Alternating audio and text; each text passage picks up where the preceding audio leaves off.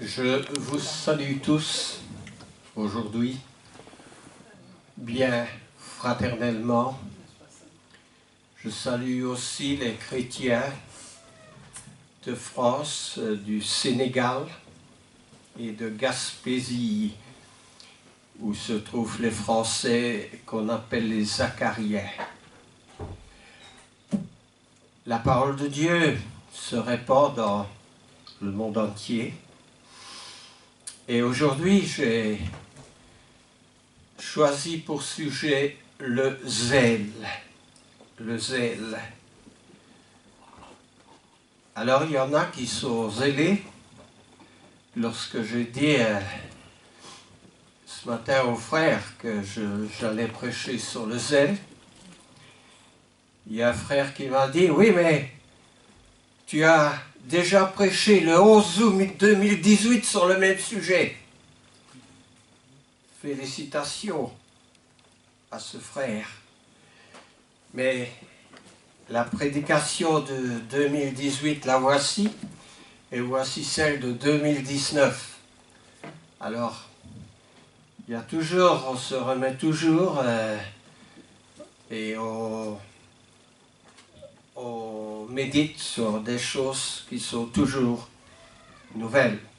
Le zèle, Jésus a parlé du zèle, les Écritures aussi, beaucoup parlent du zèle. Et Jésus était quelqu'un de très zélé et il pouvait quelquefois se fâcher. Alors, il s'est fâché une fois et c'est pourquoi j'intitule la prédication d'aujourd'hui « Le zèle et la colère ». Le zèle de ta maison me dévore. Jésus était à ce point zélé qu'il a fait un fouet pour chasser les vendeurs du temple. Alors, puisque nous avons les regards fixés vers Jésus, comme dit Paul, le chef et le consommateur de notre foi, nous allons nous inspirer de lui ce matin. Jésus est comme un diamant et nous l'écrin dans lequel se trouve ce diamant. Vous savez, le diamant, il y en a de 2 carats, il y en a jusqu'à 5 carats, il y a des plus gros encore. Pour rendre le diamant magnifique, il faut le polir. Et c'est à force que l'on polit ce diamant, que ce diamant devient beau. Et quand un diamant est beau, on le place dans un écrin. Un bel écrin, généralement, si vous achetez une belle montre, on vous la présentera dans un écrin. Nous sommes l'écrin dans lequel ce beau diamant qu'est Jésus est présenté. Il est beau, il est utile d'avoir des charismes. S'il n'y a pas de charisme, la présentation ne présentera pas le même intérêt. Il y a beaucoup de chanteurs qui présentent des programmes à la télévision, à la radio. Mais si vous tombez sur une émission d'un beau chanteur, allez, je vais prendre Roberto Alagna. Roberto Alagna, qui est un ténor, il est pour moi actuellement le meilleur des chanteurs. Il a chanté avec une trentaine d'autres chanteurs en duo, mais il sait s'adapter et se mettre au niveau des autres. Il est aussi remarquable par, je ne suis pas en train de prêcher Roberto Alagna, mais par son humilité.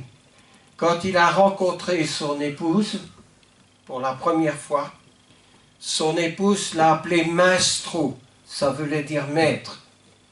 Et il a aussitôt rétorqué, non pas maestro, Roberto, c'est mon nom. Et il s'est marié avec cette grande cantatrice qui, elle, chante avec lui très souvent. Alors, on voit dans certains domaines des gens qui sont brillants, et cela est quelque chose d'attirant. Jésus est brillant comme le plus beau diamant. C'est pourquoi ce matin, nous allons lui porter notre intérêt, mais le plus grand intérêt, parce qu'il mérite cet intérêt. Si je disais que Roberto Alagna s'est mis au même niveau que d'autres chanteurs qui ne sont pas aussi brillants que lui, Jésus s'est mis à notre niveau. Il est descendu des cieux pour vivre comme un simple homme et pour mourir sur une croix, parce qu'en lui est renfermé tout l'amour, le vrai amour, l'amour avec un grand A. La maison de Dieu est quelque chose de magnifique. Quand Jésus disait « Le zèle de ta maison me dévore », la maison dans laquelle il se trouvait venant sur la terre était le temple. Et le temple, avec son culte, symbolisait la maison, le royaume de Dieu sur la terre. Ce royaume de Dieu aujourd'hui dans lequel nous faisons partie. Et lorsque j'ouvre cette porte du royaume de Dieu, ce n'est pas les plus grands chanteurs terrestres, mais ce sont des gens pleins d'amour, d'une grande humilité, d'une grande connaissance, d'une grande disponibilité. Que pourrions-nous y trouver lorsque nous ouvrons la porte du royaume des cieux? Eh bien, moi j'y trouverai d'abord la plus belle femme. Une femme magnifique. Je ne sais pas, lorsqu'elle était sur la terre, si son physique était plus beau que la femme d'Abraham, dont on dit qu'elle était belle. Mais cette femme est belle parce qu'elle a mis le sauveur du monde. Elle l'a mis au monde. Il s'agit, vous l'avez reconnu, de Marie. Une femme merveilleuse. Nous ne la prions pas parce que Dieu a mis Jésus comme étant le seul médiateur entre Dieu et les hommes. Mais cette femme qui a élevé une famille, qui a été jusqu'à la croix pour voir mourir son fils, cette femme qui a persévéré après le jour de la Pentecôte, se trouvant dans le petit groupe de Jésus, ils étaient 70. Qu'est-ce que 70 à l'égard de la population de Jérusalem, de la Judée, de la Galilée tout entière. C'était un petit groupe. 70, vous pouvez le diviser par 8 parce que dans l'arche de Noé, il n'était que 8. Mais ce petit groupe était représentatif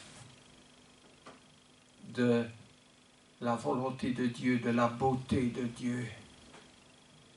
Ce petit groupe avait compris ce que l'homme de la rue ne pouvait comprendre, parce qu'il lui manquait la connaissance de Dieu.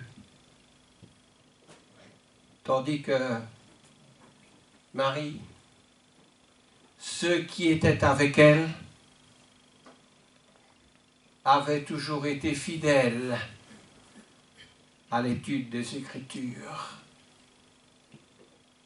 Je ne peux pas concevoir une seule étude des Écritures sans que Jésus n'ait été là, présent. Jésus ne disait pas « Il n'y a pas beaucoup d'intérêt pour ma parole, j'ai mieux à faire, je suis occupé, vous me verrez le jour du sabbat suivant. » Jésus était toujours présent. Et quand Jésus pose la question à ses disciples dans un endroit intime, un endroit retiré qui était Césarée de Philippe, Jésus leur dit « Qui dites-vous que je suis ?» Les uns, tu es Jérémie, les autres, Élie, et on lui en sortait de tout ce que les gens pensaient au dehors. Mais il ne répondait pas à la question de Jésus, parce que Jésus disait, mais vous, qu'est-ce que je suis pour vous? Qui dites-vous que je suis? Et puis Pierre, prenant la parole, presque au nom des 12, dit, tu es le Christ, le Fils du Dieu vivant. Comment Pierre pouvait-il donner aussi vite une réponse si précise? Presque la même réponse quand on me dit « Mais tu as déjà prêché le zèle le 28 août 2018 » et c'est vrai. Comment Pierre pouvait-il savoir ça? Parce que Pierre avait été présent aux études de la parole, aux études du royaume de Dieu. Il n'avait jamais manqué. Il n'y avait rien d'autre qui ne soit plus important que d'en apprendre au sujet des Écritures. C'était le zèle. Et quand Jésus répond, le zèle de ta maison me dévore, eh bien, il citait le verset 10 du psaume 69. Encore une preuve de la connaissance des Écritures. Alors oui, c'est vrai, souvent le zèle et la colère sont des sujets qui sont mêlés ensemble. Un verset qui est bien approprié dans le chapitre 26 d'Ésaïe, au verset 11, où Ésaïe dit « Éternel, ta main est puissante. » Ils ne l'aperçoivent pas. Ils verront ton zèle pour le peuple et ils en seront confus. Ah oui, mon Dieu, ils verront ton zèle. Comment ont-ils vu le zèle de Dieu? Quand son Fils est venu, n'est-ce pas? Ils ont vu le zèle de Dieu. Alors le zèle, il peut provenir de divers sentiments. Il peut provenir d'un sentiment d'amour. Je parle ici de l'amour avec le grand A. Celui que nous symbolisons et que nous reconnaissons.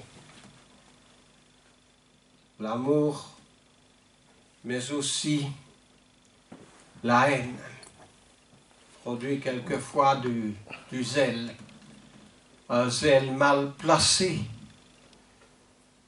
Nous avons vu le zèle du plus grand nationaliste exacerbé dans son discours Mein Kampf qui était Hitler. Il a soulevé toute une population entière pour la haine. Et puis il y a la jalousie. La jalousie qui produit une sorte de zèle, parce que la jalousie conduit, comme Caïn, au meurtre. Il y a la fureur, il y a les passions, il y a le zèle pour le bonheur du peuple.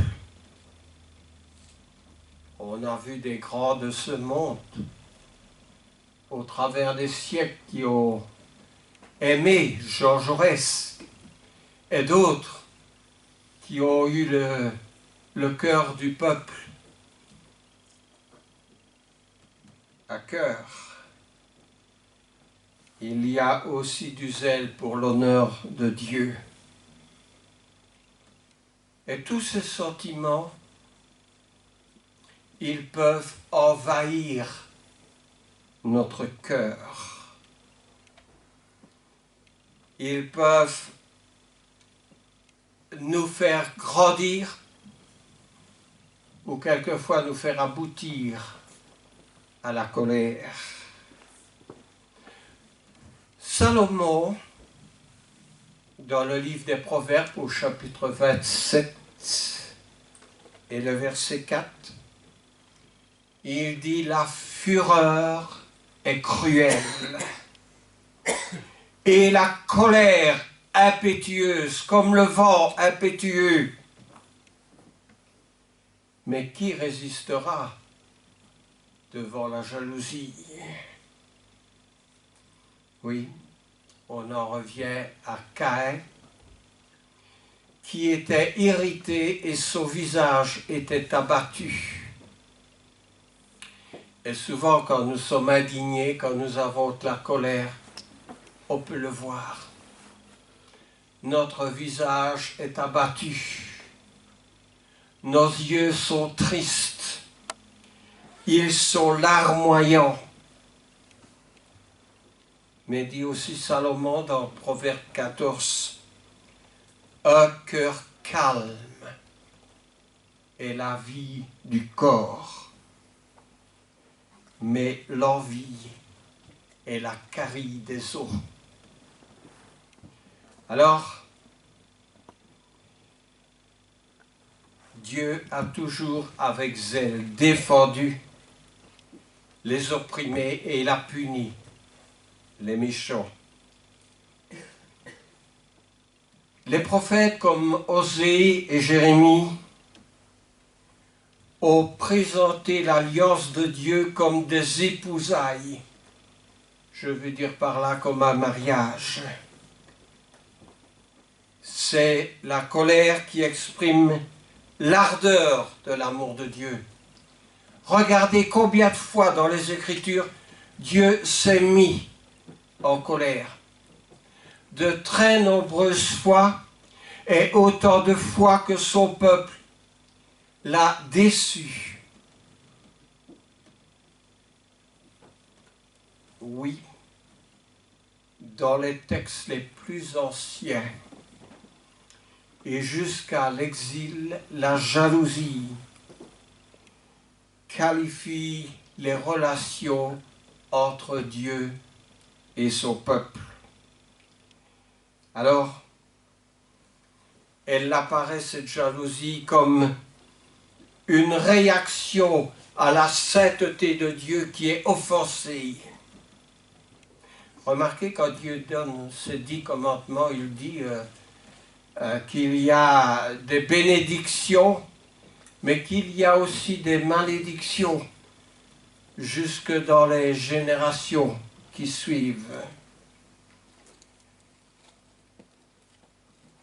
En Ézéchiel 36, et je vais prendre une ou deux fois les Écritures, parce qu'Ézéchiel était un très grand prophète de Dieu. Et dans le chapitre 36, je sais c'est plus difficile à trouver Ézéchiel parce qu'on n'a pas l'habitude, mais au verset 23, il dit ceci: « Je sanctifierai mon grand nom qui a été profané parmi les nations, que vous avez profané au milieu d'elles. Et les nations sauront que je suis l'Éternel, dit le Seigneur, quand je serai sanctifié par vous sous leurs yeux. » Et puis, 2 versets plus loin, « Je répandrai sur vous une eau pure, et vous serez purifiés. Je vous purifierai de toutes vos souillures et de toutes vos idoles. » Encore aujourd'hui, Dieu veut nous purifier. Quand nous nous approchons de lui, nous sommes invités, comme Jésus a invité Nicodème. Il faut naître d'eau et d'esprit. Je vous donnerai un cœur nouveau, je mettrai en vous un esprit nouveau. J'ôterai de votre cœur le cœur de pierre, et je vous donnerai un corps de chair. Je mettrai mon esprit en vous.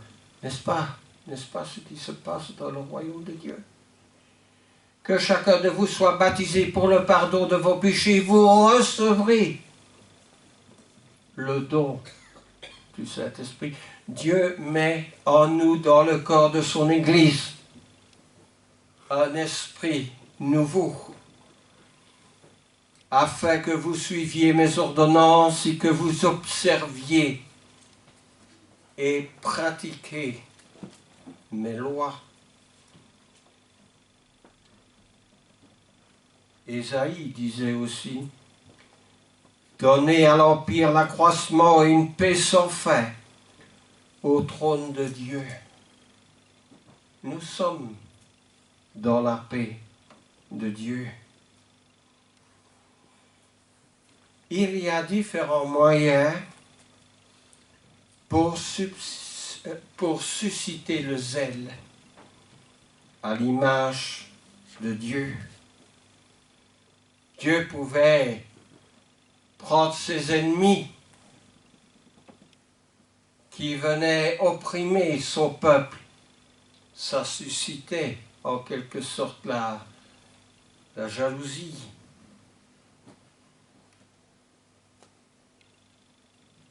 En Romains, au chapitre 10, dans les 3 premiers versets, Paul parle d'un zèle sans intelligence. Et la parole de Dieu nous met en garde.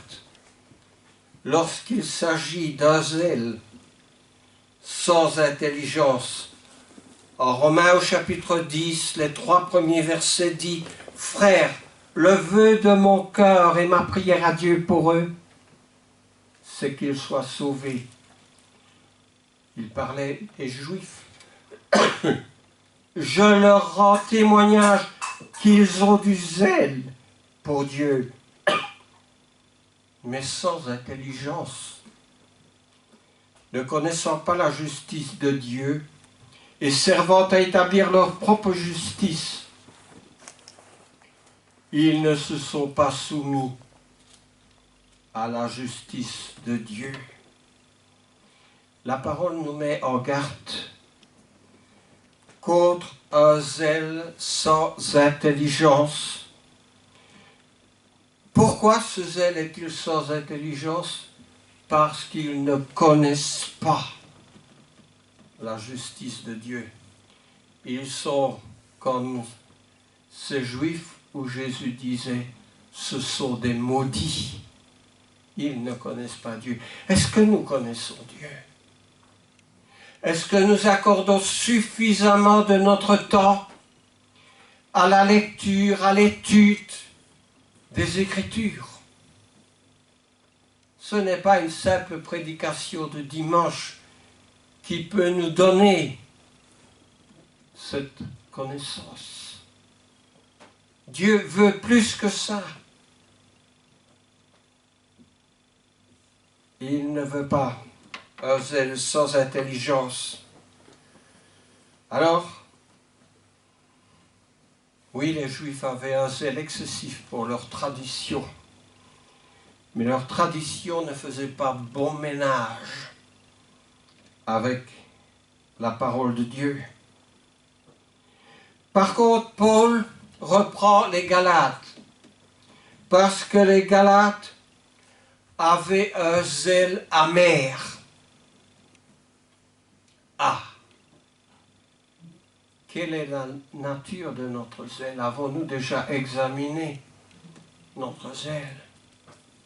Ils avaient du zèle, les Galates, mais un zèle amer. Galates 1, versets 13 et 14.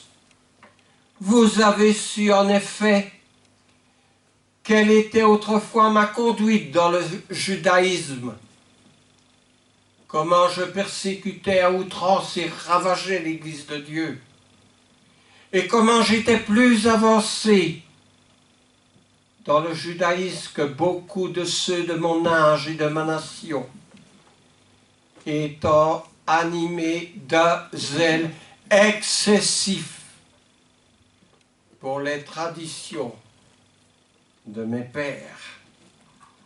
Un zèle excessif. Mais ce n'était pas un bon zèle.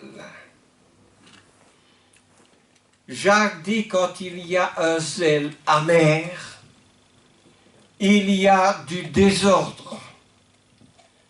En Jacques, au chapitre 3, je rappelle que Jacques se trouve après l'Épître aux Hébreux, vers la fin de notre Nouveau Testament. Et au verset 16 de Jacques 3, Jacques dit,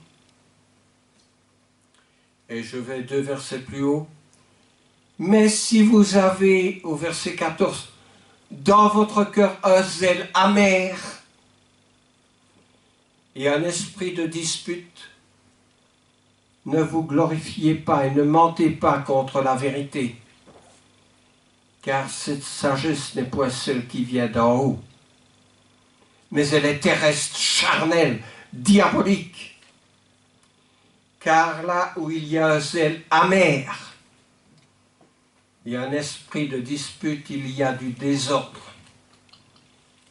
et toutes sortes de mauvaises actions. Alors nous pouvons examiner notre zèle. Quelle sorte de zèle nous avons? Un zèle amer, un zèle avec un esprit de dispute. Il faut un bon zèle. Quand nous allons dans la parole de Dieu, nous voyons par exemple le prophète Élie. Élie sujet aux persécutions. Et Élie, il dit, mais j'ai déployé mon zèle pour Dieu. Et qu'est-ce qui arrivait à Élie? Il devait se cacher dans une grotte, il était persécuté. Allait-on lui reprocher d'avoir été trop zélé? Dieu lui dit, sors de ton trou, j'ai encore du travail pour toi. Élie était un homme zélé. Il avait un zèle démonstratif. Eh bien, Paul dira aux Hébreux que chacun de vous montre le même zèle. Le livre avant Jacques et le livre aux Hébreux. Et quand nous allons dans les Hébreux au chapitre 6, entre les versets 10 et 12, nous lisons ceci. Dieu n'est pas juste pour oublier votre travail et l'amour que vous avez démontré pour son nom, ayant rendant encore des services aux saints. Nous désirons que chacun de vous montre le même zèle pour conserver jusqu'à la fin une pleine espérance, en sorte que vous ne vous relâchiez point et que vous imitez ceux qui par la foi et la persévérance héritaient des promesses. Dieu veut que nous montrions le même zèle. Je ne sais pas si il faut vraiment insister, taper des poings sur la table. Maintes fois, nos frères ont dit les mêmes choses, ont insisté sur notre assistance, sur notre participation. Nous apprécions le chant, Dieu aussi. En Éphésiens comme en Colossiens, il a dit « Entretenez-vous par des psaumes, des hymnes, des cantiques, chantant à Dieu de tout votre cœur. » Nous avons une réunion par mois pour apprendre de nouveaux cantiques. Chaque premier mercredi du mois. Et l'on constate que le premier mercredi du mois, nous nous retrouvons moins qu'aux autres réunions.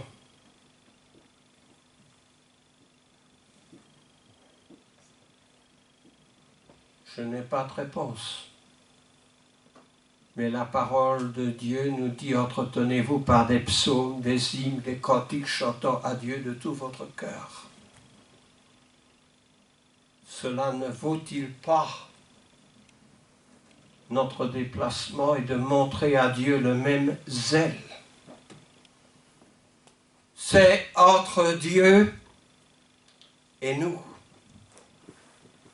Mais pour nos fautes, Dieu exige aussi la punition, la pénalité, ça s'appelle. Dieu exige la pénalité. Et il ne faudrait pas que Dieu insiste sur la pénalité pour le simple fait d'être resté chez nous. Est-ce si grave d'être resté chez nous? C'est en tout cas grave lorsque nous ne rendons pas les louanges à Dieu qu'il demande. Alors oui, nous pouvons trouver beaucoup de passages dans la parole de Dieu au sujet de la participation et du zèle. La parabole des 10 vierges. Dans la parabole des 10 vierges, il y en a 5 qui étaient prêtes et 5 qui ne l'étaient pas. Pourquoi? En Apocalypse au chapitre 3, nous avons aussi une petite conversation entre Dieu et l'église de Laodicée. Pourquoi? Parce que cette église n'avait pas été zélée. Dieu voulait que cette Église montre le même empressement pour sa parole. Je connais tes œuvres. Je sais que tu n'es ni froid ni bouillant. Puisses-tu être froid ou bouillant? Ainsi, parce que tu es tiède et que tu n'es ni froid ni bouillant, je te vomirai de ma bouche. Je te vomirai de ma bouche. Moi, je reprends et je châtie tous ceux que j'aime. Aie donc du zèle. C'est le mot qui s'y trouve. Aie donc du zèle. Et repens-toi. Que veut dire repens-toi? Ça veut dire change d'attitude. Seigneur, je ne suis pas prêt de changer d'habitude. Ça fait des années que j'entends ça et cause toujours, Seigneur. C'est la réponse que nous donnons à Dieu par notre absentéisme, par notre manque de zèle, par un zèle amer, par un mauvais zèle. Ma prédication est présentée aujourd'hui et à chacun et chacun de nous en fera ce qu'il voudra. Mais je suis aujourd'hui ici pour présenter les choses de Dieu. Et un jour, nous allons nous trouver devant Dieu. L'apôtre Pierre dit que le jugement, parce qu'il y aura un jugement, va commencer par la maison de Dieu.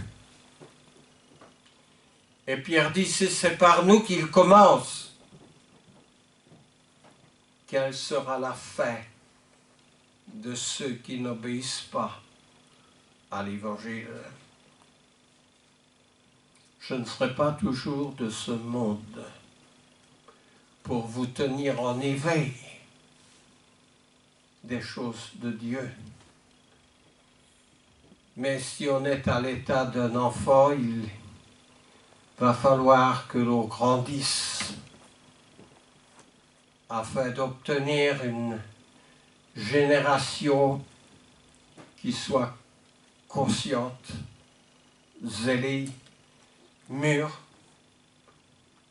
pour entrer dans le royaume des cieux. Nous sommes ici une antichambre du ciel. Une antichambre. Mais un jour, nous allons devoir passer dans le ciel. Nous allons devoir traverser le voile, comme Jésus a traversé le voile entre le Saint-Lieu et le très Saint-Lieu. Ce voile s'est déchiré tout seul en deux. La porte du ciel est ouverte. Mais il faut y aller avec de bons sentiments. Parce que, je le répète, Jésus est un diamant précieux. Et c'est à nous de polir ce diamant. Nous sommes l'écrin afin que ce diamant soit présenté au monde dans toute sa brillance, dans un écrin qui soit digne de porter cette pierre précieuse qui est notre Seigneur. Amen. Amen.